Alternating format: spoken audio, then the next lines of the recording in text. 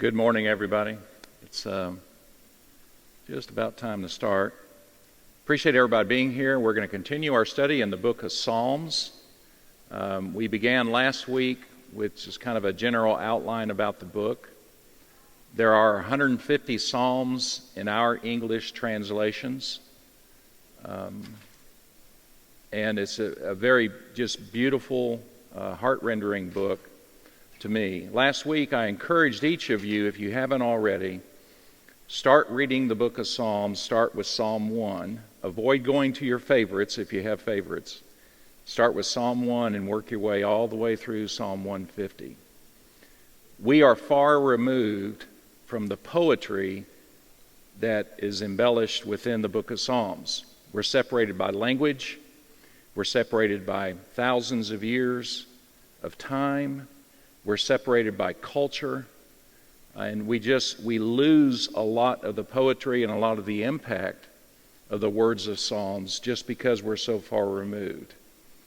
But if you read Psalm 1 and then continue all the way through Psalm 150, if you work your way through that, and you can, at a leisurely pace, you can do that in 2 or 3 weeks, you will find that there's an ebb and flow. There are peaks and there are valleys. There's continuity between the Psalms because the universe of Psalms is much bigger than the 150 that we have in our Bibles. As I stated last week, David is attributed in the historical records of having written over 3,600 Psalms. Solomon is credited within the book of Kings, on I think 1 Kings, on having written over 1,000. So then you have other writers, other authors of Psalms that are contained within our Bibles. So the universe of Psalms is quite significant. But what happened, it would be the same, within the same context, is if any of us were tasked with taking all the music that we're aware of, the music universe of today, and compiling it into 150 songs. That process took place about 200 or 300 years before Jesus was born. It started happening long before that, but we know it was finally compiled because when the Greek translation of the Hebrew Bible came out, it contained 151 Psalms actually, but it contained all 150 Psalms that we currently have in our Bibles. So we know that the process of collating and assembling this book was done with purpose. We know, God breathes into every word that we have in our Bibles. It's all arranged by God, and it's arranged with a purpose, the book of Psalms. So there's a reason why Psalm 111 and Psalm 112 are together. There's a reason why Psalm 104 and 105 are together. There's a reason why we have this assemblage of Psalms, and they create their own unique pattern as they relate to us this relationship that we either have or can have with the God that we serve. And that is their purpose. We talked about last week that most of the times we typically describe Psalms as a songbook. And there are Psalms that were specifically written for music for the temple when it was built. But in modern Jewish thought, everything that I've read, the book of Psalms is much more a prayer book than it is a songbook. It is intended to be prayed. And there are a lot of times you will find as you read through the book of Psalms, there are human situations that you may have experienced or that you might experience in your life that are contained within the book of Psalms. And you can lift those Psalms out and pray those to fit your specific situation. But it's just a wonderful book. I encourage you to read it. If you do nothing else in this class, read the book of Psalms. It will speak for itself and do far better than anything that I can relate to you from up here. The book of Psalms itself is divided into 5 books. Book 1, which we're taking a look at today, comprises up through Psalm 41. And because of time, we don't have time to go through all 150 Psalms. We don't have time to have an in-depth class, nor am I qualified to teach an in-depth class on ancient Hebrew poetry. So that's not what we're going to talk about. But what we will do is, as we go week to week and start looking at these 5 books and how they fit together, we will lift from them a couple of Psalms, 2 or 3 Psalms, to take a look at that I think are emblematic of either that particular book within the book of Psalms or that are emblematic of the Psalter as a whole. Today we're going to take a look at Psalm 13. If we get done soon enough, then we'll take a look at Psalm 19, but we will definitely finish up with Psalm 19 next week. And that will conclude our look at book number 1, Psalms 13 and 19. The reason for this is Psalm 13 is a lament. And lamenting that is something that I feel we've kind of lost touch of. We've forgotten how to do it in our culture and in our time. Our grandparents and our great-grandparents knew how to lament. Throughout ancient times, people knew how to lament. We've forgotten how to do that. So what is a lament? A lament is when you experience a tremendous trial or a period of grief and you're struggling with how to deal with that. And there are many Psalms that provide us with guidance on what God's expectation is of us. And it's probably much, much different than you would imagine. There are there's about 60, almost 60, maybe 62 Psalms that fall into the category of a lament. So if we have a book with 150 and you've got 60, you're well over a third that have to deal with lament. So it's important that we kind of understand what a lament is and where the boundaries are and why we should conduct ourselves from time to time when it's purposeful and prudent to lament. The laments are broken into individual laments, which is Psalm 13 is an individual lament. Psalm 12 is what they refer to as a community lament, where it's speaking much broader for the people of God or for the nation of Israel specifically, for a specific subset of people within the nation of Israel. Those are community laments. But they all share kind of a similar pattern. The first thing you will see is an address, okay, to God. It will specifically name God either as El or Yahweh, but there will be a specific reference and a calling to God by name. And then there will be a complaint. The writer will state what's going on in their lives or what's going on around them that they're upset about. And then there will be an appeal or a request for God to do something. So those are elements that you will find in all of the laments. In the vast majority of the laments, they will typically end, or somewhere in the middle, they will have this declaration, beautiful declarations of the writer's faithfulness in God's faithfulness to them. And that's an important aspect that sometimes we forget. To always remember that even when we are in the worst of times personally, God is always faithful. You know, David's been talking about this in our study of the book of Ruth. David has talked about the Hebrew term chesed, which is a lifestyle. It's a relationship. It's a covenant relationship between two people or two entities. God's chesed is always available to us. It is always on display for those that are in covenant with Him. Regardless of what our actions are, if we're in covenant with God, His chesed is always offered to us. It's always there for us.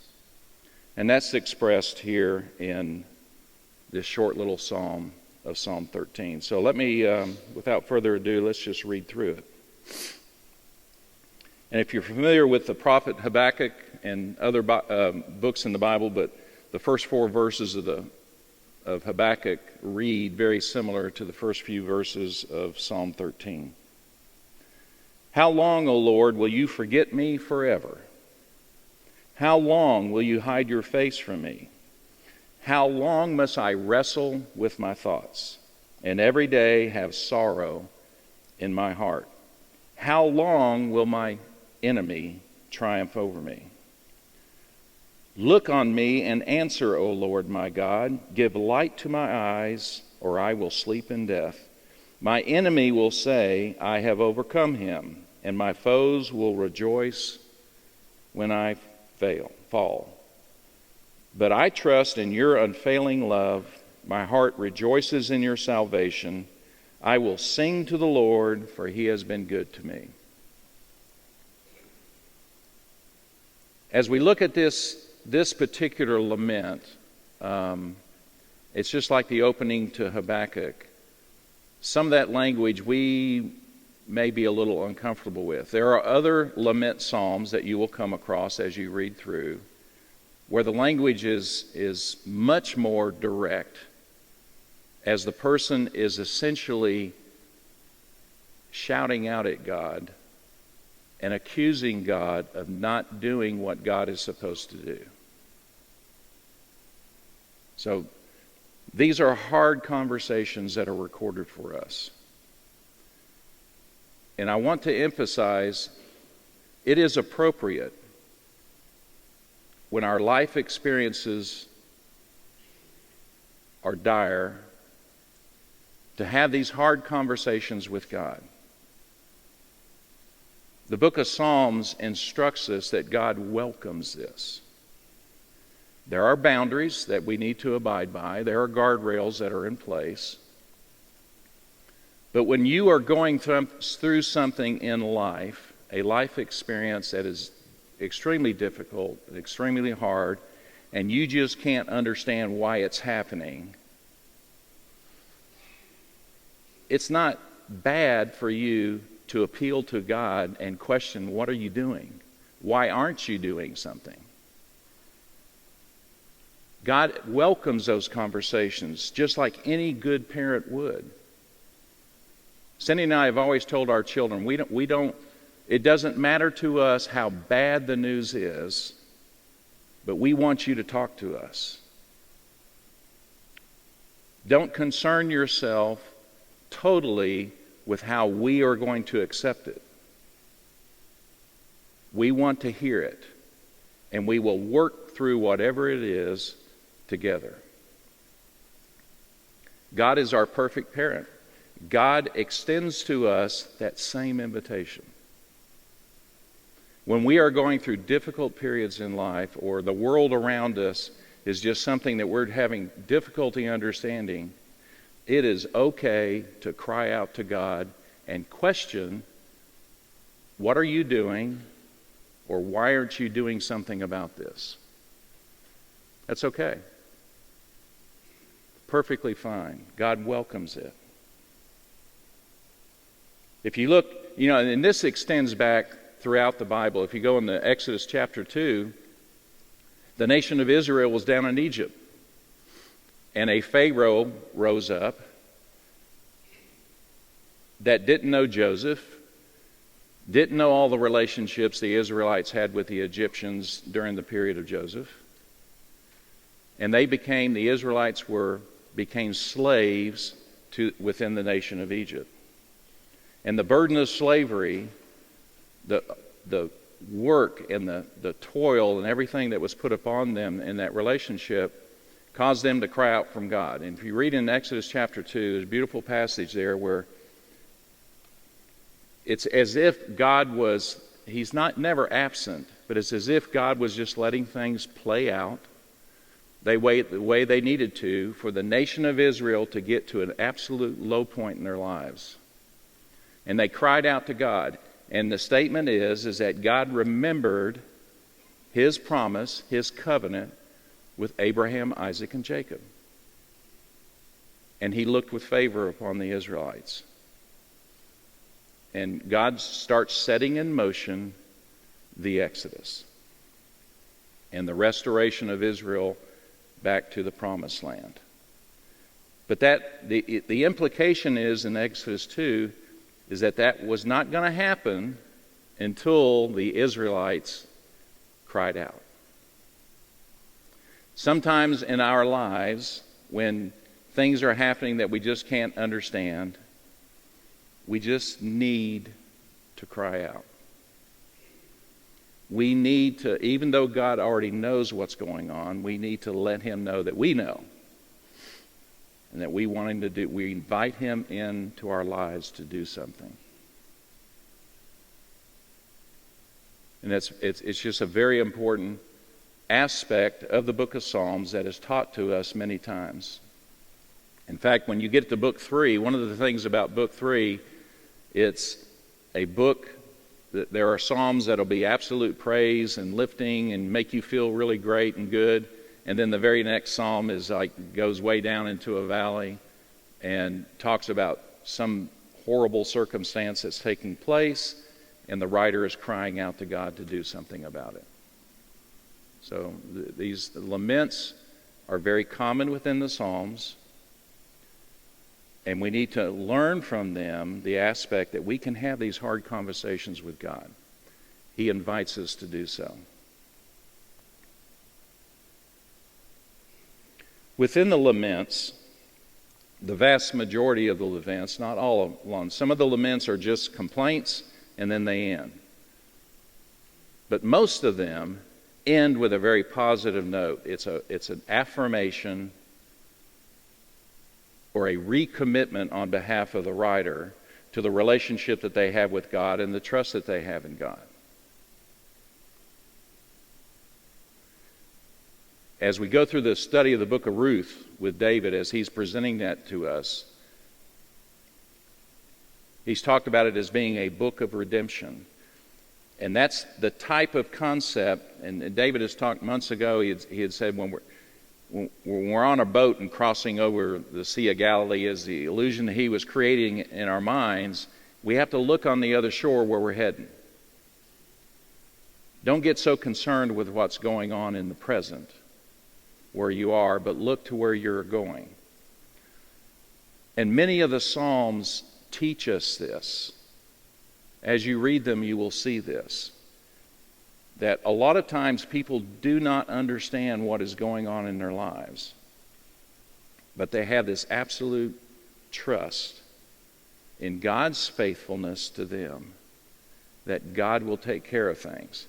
And where that really comes to bear is, as in here, is there's a little bit of a mention. Many of the Psalms will talk about enemies in much more graphic detail. You know, lopping off heads and arms and killing people and doing all these things. And I've had some comments in previous classes, why do the Psalms contain so much discussion about doing harm to enemies? And what does that mean to us today? Well, I would suggest to you that whatever you have in your life that is causing you difficulty, that is causing you anxiousness, anxiety, that is causing real problems and trouble in your life, that you treat that as the enemies that are talked about within the book of Psalms. Don't project things upon persons, but project upon the things that are doing you harm. If you're being harmed by somebody that is greedy, project what the Psalms discussion of enemies is all about upon the greed of that person, not on the person themselves. David is much more specific. David talks about all his enemies. He wants God to wipe them out. How can we deal with that? What does that mean to us today? How can that help us? If you have health issues, if you have mental issues, if you have relational issues, take those issues, those are your enemies within the Psalms. Have those in the forefront of your mind as you read through the Psalms, and it talks about requests from the writers to God to do something about enemies. The same way I referred earlier to the book of Habakkuk. You can look at the book of Habakkuk. Habakkuk's complaint is, all this evil is in Israel, and God, what are you doing about it? Habakkuk is lamenting. The first chapter it's just one big, huge lament. And then God says in the book of Habakkuk, okay, yeah, I'll do something about that. I'm going to, I'm going to raise up the Babylonians to come in and punish Israel and to take care of this factor. And then Habakkuk doesn't like that answer because he thinks it's too harsh. So then he starts complaining, well, wait a minute, God. So his second complaint is, okay, you're using people that are more evil than the people in Israel to enact punishment, and that's not what I wanted. And God says, who are you to question me? The importance here, what we get out of the Psalms, especially the lament Psalms, is to understand, in Ecclesiastes it talks about this. We are not, as God's people, we are not exempt from trouble in this life. It's going to happen. This world is broken. Our bodies are broken. Relationships are broken. Everything that around us has brokenness through and through. And because of that brokenness, because of the separation from the Garden of Eden, from mankind and God, we are susceptible, even as God's people, to having trouble. We're not exempt from it.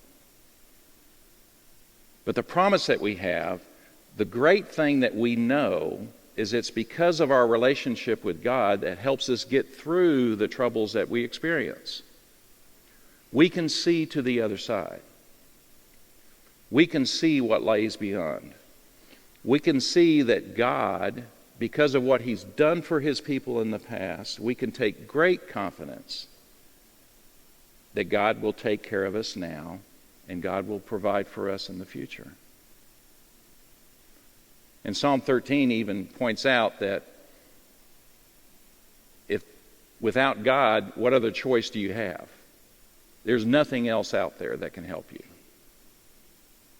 God is the only comfort. God is the only provider that we can truly rely upon. And we need to do so. So that's what we get as we learn how to lament through these 60 some odd Psalms that are woven into the book of Psalms. I encourage you, if you're going through hard times in your life, have a difficult conversation with God. Throw it all on the table. He already knows what you're thinking. Express it. Openly express it to Him. See what happens. Okay, I know this for certain. For any of you, you're going to be blessed.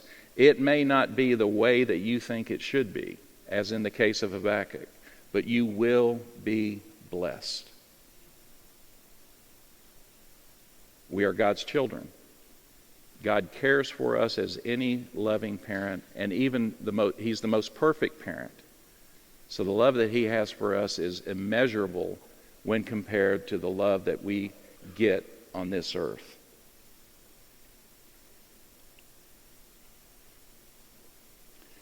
I'll just read again verses 5 and 6, because these are the guardrails that we have to have in place.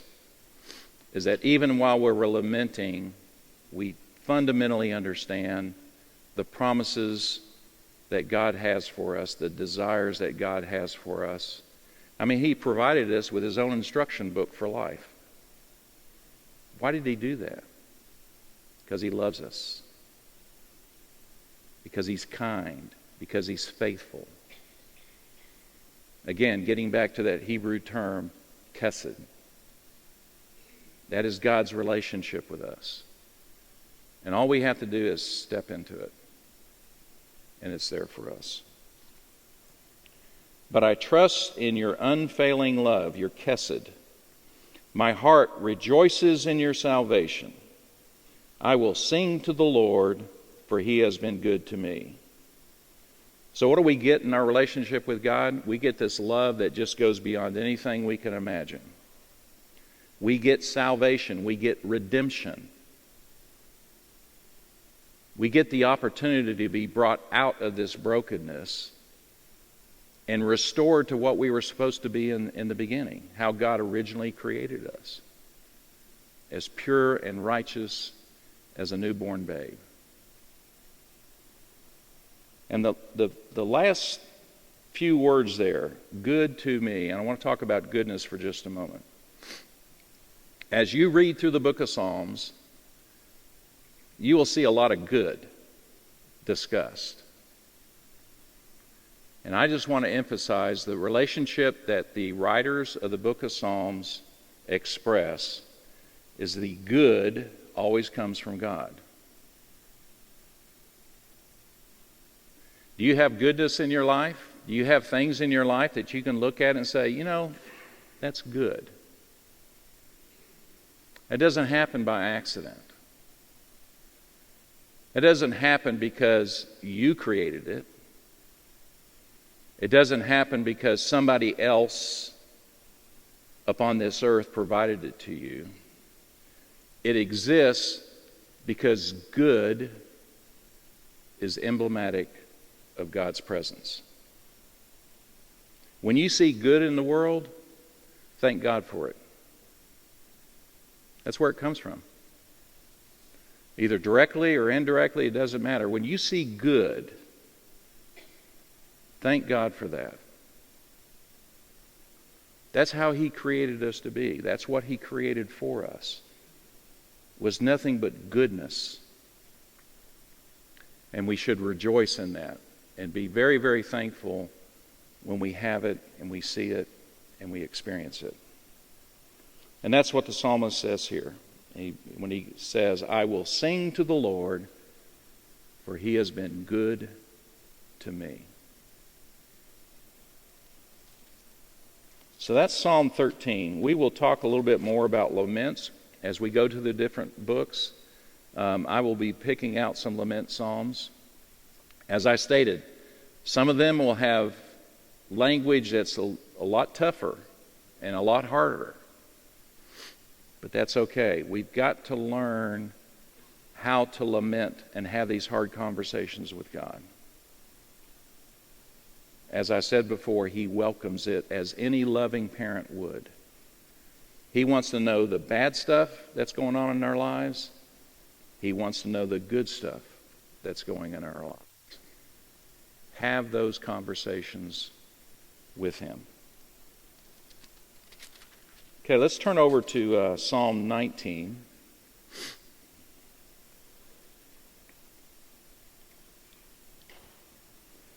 Psalm 19 has elements of praise. So laments are very important within the book of Psalms. There are a lot of laments, like over a third of them are laments. The second largest category of psalms are praise psalms. Most praise psalms you will readily identify because in your Bibles you'll probably see the word hallelujah or praise the Lord is how it will be translated. Sometimes you'll see the word praise by itself, and that's the Hebrew word hallel. And praise psalms are the second biggest category within the book of Psalms. So you see we have these balances back and forth. I call them, peaks and valleys. You have the praises on the one hand, and you have the laments on the other. That's telling us this is what God expects of us. He doesn't expect everything from us to be just, rose-colored glasses, look upon the world, and just everything is perfect and we never have any problems. That is not God's expectation. He knows we're going to have issues. He knows we're going to have troubles. It's how we react to the things that we get involved in life is what's important. That's what He's looking for in us. You in trouble? Lament to God about it. Share it with God. Ask God for guidance in what to do and how to do things. Do you see good in your life? Do you see something to really be happy about? Thank God for that. Praise Him. So we have these laments and we have praises. And you will see that as you read through the book of Psalms, you will see these peaks and valleys, especially in Book 3. Book 3, you go up, down, like a roller coaster. But it's a beautiful presentation. Psalm 19 has elements of praise in it. For those of you that are familiar with C.S. Lewis, Psalm 19 was his favorite. I know a few weeks ago when Michael Strickland was teaching on wisdom literature from the Old Testament or from the Bible, he used Psalm 19 but expressed what it meant to him. And it's just a beautiful psalm. C.S. Lewis, his comments on it, I take this to be the greatest poem in the Psalter and one of the greatest lyrics in the world. And that's from his book, Reflection on the Psalms. I am no C.S. Lewis, but I can appreciate his ability to turn a phrase and to write and to express things in writing that I can only imagine. And if Psalm 19 was his favorite, then it's worthy of taking a look at. One of the elements that you'll see as I start to read Psalm 19 is it starts out with creation and attributing creation to God. And that's a very important thing. Within the Psalms, you will come across, again, many opportunities within the Psalms to see the writers talking about the relationship of God to the creation and the provision of the creation to them and the blessings that come from God through what He has created. And there are a lot of reasons why creation is discussed so much in the book of Psalms. One of many though, is that the nation of Israel was surrounded by pagan nations that worshiped all kinds of idols. In fact, within the land of Canaan, the promised land, because the Israelites did not purge the land as God had instructed them, they allowed the worship of idols to creep back in from time to time. One of the reasons why when you read through the book of Judges, it goes through 12 cycles of, the people would be just fine, then they'd start worshiping idols, and they'd stop listening to God, and calamity would come upon them, and then God would raise up a judge to deliver them, and then everybody would be, really, really nice and thankful to God for that, and then the cycle would repeat. That's human nature. It happens in our lives. I'm sure if you look at your life, there are times that you've been very focused and very relational with the God that we serve, and there are other times that, we kind of put it to the side. And then something happens, and then we're right back into that desiring that close, intimate relationship again. It was the same with the nation of Israel. It's the same with us today. It's part of our humanity. But it's not what God wants. God wants to maintain this close, chesed relationship, this covenant relationship, this never-ending loving relationship and faithfulness and redemption. That's the relationship He wants to have with us all the time. And you can have that. Any of us can have that. When we become Christians, we're there. You are there. Don't think of yourself in any other manner.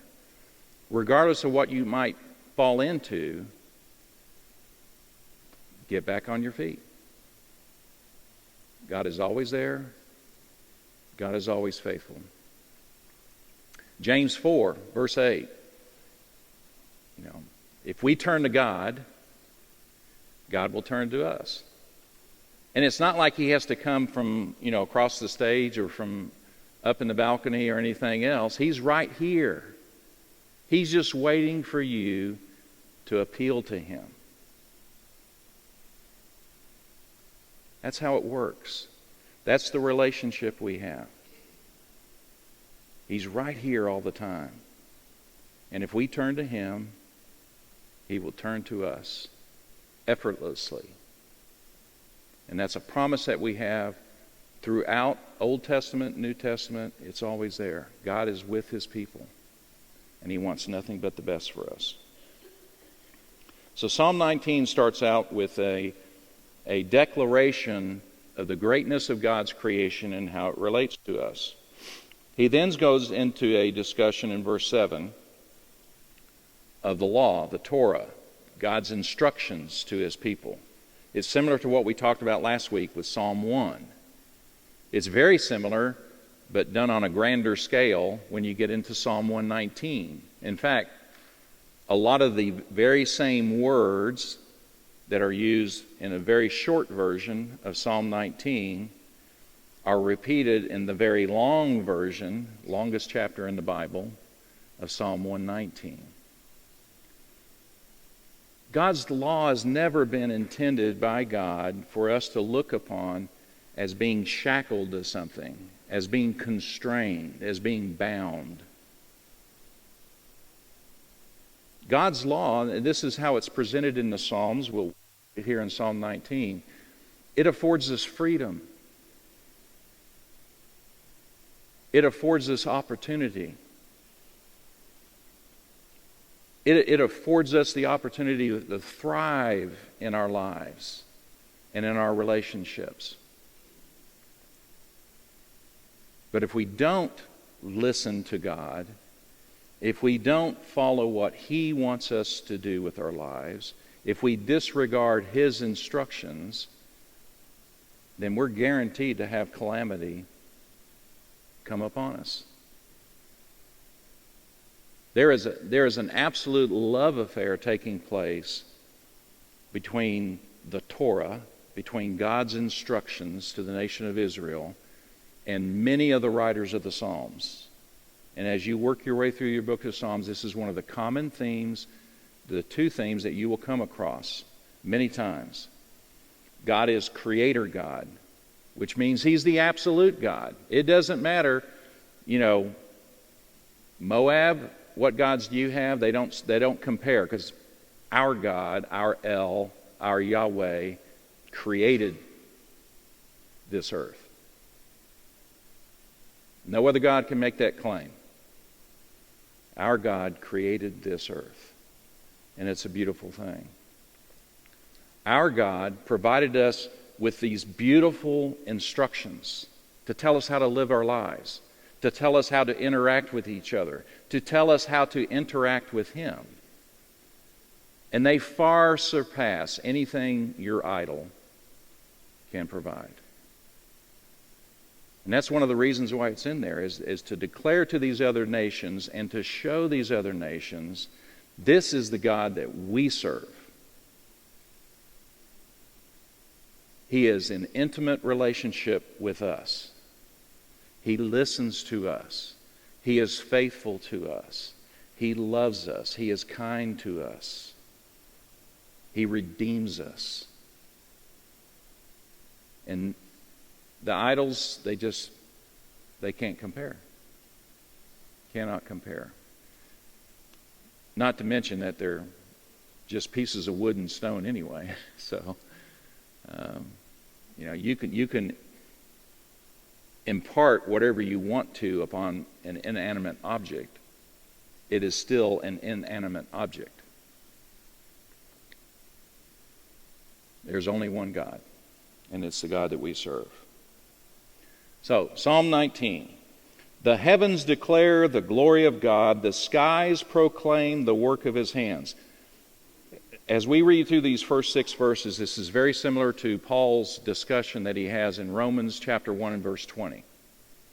That nature itself proclaims to all mankind that God is God. And we can all understand that. In fact, Tim Keller makes this argument in one of his books, I think it's Making Sense of God, that when you have discussions with people that have no belief, and say you're having a discussion about creationism versus evolution versus Big Bang Theory and all kinds of stuff,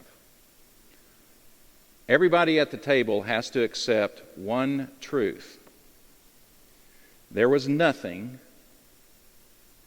and then there was something.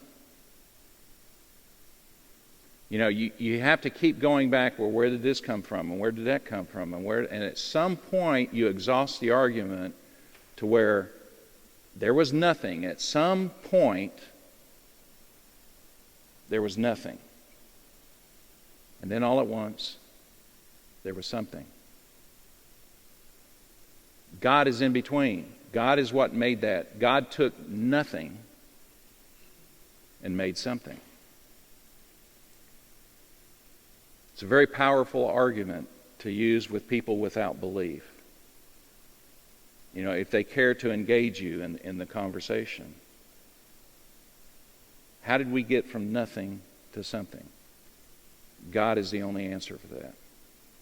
There is no other answer. So that's the reason why the creation story, the association of creation with God is so important within the book of Psalms. The heavens declare the glory of God. The skies proclaim the work of His hands. Day after day they pour forth speech. Night after night they display knowledge. There is no speech or language where their voice is not heard. God's every human being that there is a God and that He's in control.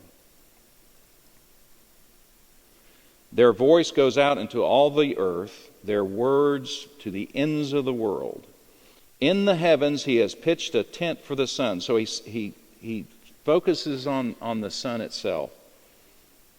God has pitched a tent for the sun, which is like a bridegroom coming forth from his pavilion. He's talking about the sunrise.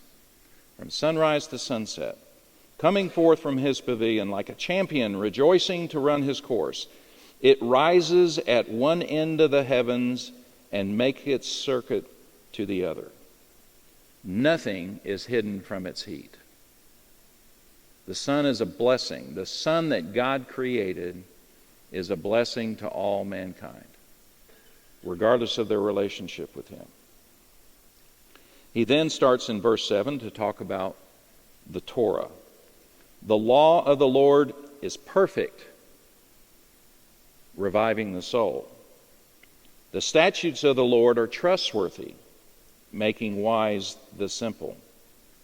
The precepts of the Lord are right, giving joy to the heart. The commands of the Lord are radiant, giving light to the eyes. The fear of the Lord is pure, enduring forever. The ordinances of the Lord are sure and altogether righteous. They are more precious than gold, than much pure gold. They are sweeter than honey from the comb. By them is your servant warned, in keeping them there is great reward. God's instructions to us provide the guardrails from which to live a good life, a righteous life. Later on, we'll get into Psalm 111 and 112. Psalm 111 describes the righteousness of God. Psalm 112 describes the righteousness of the man who follows God. And you may not think of yourself as being a righteous person, but you are. If you align yourself with God and desire to do the things that God wants you to do, That's where our righteousness comes from. And that's what the writer here in Psalm 19 is declaring. That it's God's law, His instructions, that help to warn me, His servant, of what to avoid, and also provide great reward. Verse 12, who can discern his errors? And what the writer is saying here in this perfect little verse, we cannot determine for ourselves sometimes if we're doing good things or bad things. We cannot determine our own righteousness. Because we'll hedge a little bit. We'll say, well, it's not that bad. Trying to qualify something with some flavor of good to it. But the writer here is saying we cannot do that. We can't discern our own errors. We need God's judgment. We need God's instructions. Because if we just go our own way, as described in the book of Judges, when there was no king and every man did as he saw fit, if we rely upon that, we're going to fail. Forgive my hidden faults. Keep your servant also from willful sins. May they not rule over me. Then will I be blameless, innocent of great transgression. May the words of my mouth and the meditation of my heart be pleasing in your sight, O Lord, my rock and my redeemer. That's all we have for this morning. I appreciate your attention. I encourage you again, start with Psalm 1, read all the way through Psalm 150. Thank you very much.